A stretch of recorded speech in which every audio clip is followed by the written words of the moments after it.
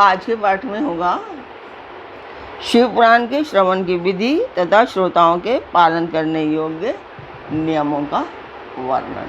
नमस्कार व्यूअर्स, और आप सब लोग कैसे हैं? आशा करती हूँ आप सब लोग अच्छे होंगे, स्वस्थ होंगे और मेरा शिव पुराण का पाठ अवश्य देखते होंगे। तो सबसे पहले हम जान लेते हैं कि कल तक हमने कहाँ तक जाना था। तो कल तक था कि दिव्य रूपधारी श्रीमान बिंदुक भी सुंदर विमान पर अपनी प्रियतमा के पास बैठकर सुखपूर्वक आकाश में स्थित हो बड़ी शोभा पाने लगा। तदंतर महेश्वर की सुंदर एवं मनोहर गुणों का गान करता हुआ वह अपनी प्रियतमा तथा तुम्बरू के साथ शीघ्र ही शिवधाम में जा पहुंचा। वहां भगवान महेश्वर तथा पार्वती जी ने प्रसन्नतापूर्वक बिंदुक का बड़ा सत्कार किया और उसे अपना पार्षद बना लिया। उसकी पति चंचला पार्वती जी की सखी हो गई। उस घनीभूत ज्योति रूप परमानंद में सनातन धाम में अविचल निवास पाकर वे दोनों दंपति परम सुखी हो गए। तो कल तक यहाँ तक था। अभी जो मैं हर वीडियो में बोलती हूँ कि ये पार्ट एक शुभ कार्य के लिए है, मंदिर के लिए है, और मैं इसमें आप लोगों का सहयोग चाहती हूँ कि आप लोग सब्सक्राइब करें, लाइक करें और शेयर करें।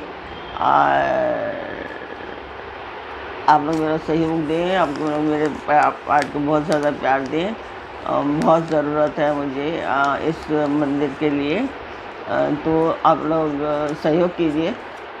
जिस मंदिर का मैं वर्णन कर रही हूँ उस मंदिर की मैं वीडियो डालती हूँ, आप लोग देखें और मुझे बताएं कि आपको मेरा पाठ कैसा लगा।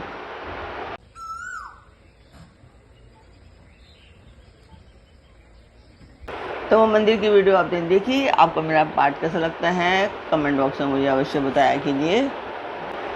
अब हम चलते हैं आज के पाठ पर। तो स्वागत करती हूँ मैं आप सभी का अपने इस कार्यक्रम शिव पुराण में। तो आज का पाठ है कि शिव पुराण के श्रवण की विधि।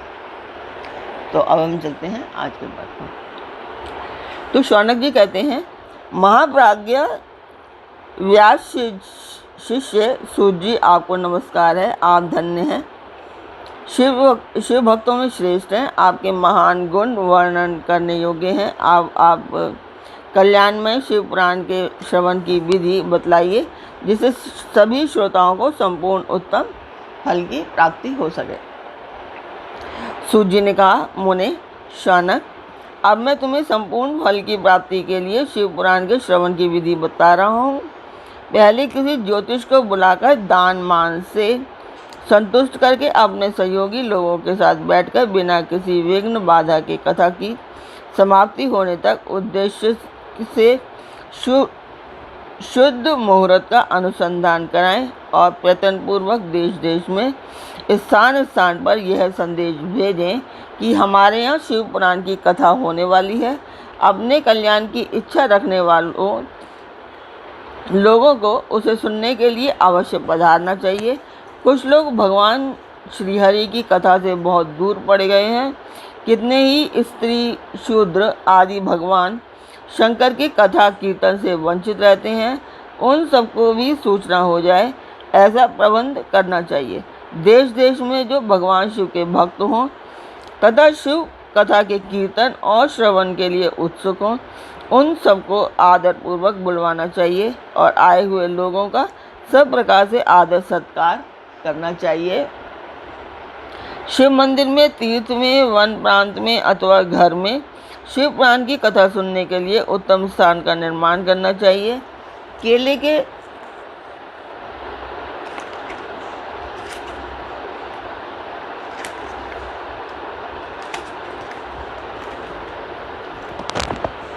के खंभों से सुशोभित एक ऊंचा कथा मंडप तैयार कराएं। उसे सबोर फल पुष्प आदि से तथा सुंदर चंदों से अलंकृत करें और चारों ओर ध्वजा पताका लगाकर तरह तरह के सामानों से सजाकर सुंदर शोभा संपन्न बना दें।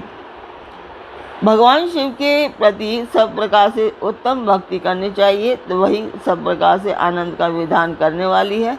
परमात्मा भगवान शंकर के लिए दिव्य आसन का निर्माण करना चाहिए तथा कथावाचक के लिए भी एक ऐसा दिव्य आसन बनाना चाहिए जो उनके लिए सुखद हो।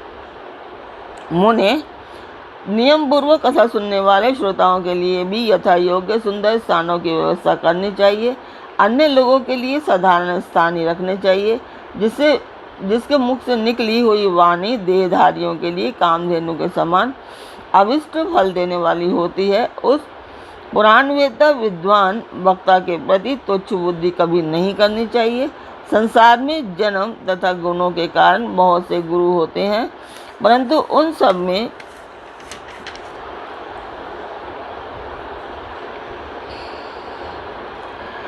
पुराणों का ज्ञाता विद्वान ही परम गुरु माना गया है। पुराणवेत्ता पवित्र, दक्ष, शांत, ईर्ष्या पर विजय कर पाने वाला, साधु और दयालु होना चाहिए। ऐसा प्रवचन कुशल विद्वान इस पुण्यमय कथा को कहे।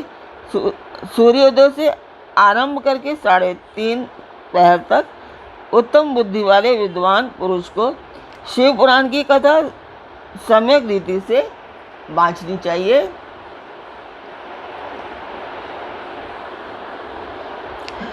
मध्याह्न काल में 2 घड़ी तक कथा बंद रखनी चाहिए, जिससे कथा कीर्तन से अवकाश पाकर मलमूत्र का त्याग कर सकें।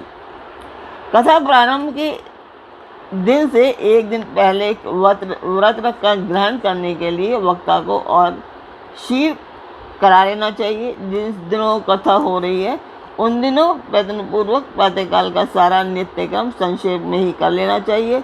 वक्ता के पास उसकी सहायता के लिए एक दूसरा व्यवसायी विद्वान स्थापित करना चाहिए।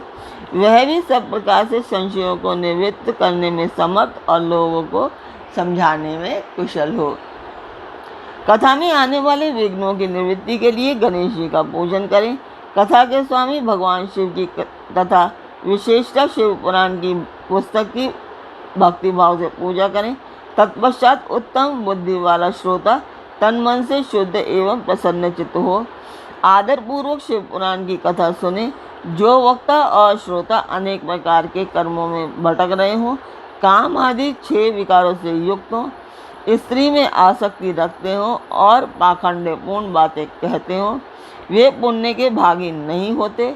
जो लौकिक चिंता तथा धर्म, ग्रह एवं पुत्र आदि की चिंता को छोड़कर कथा में मन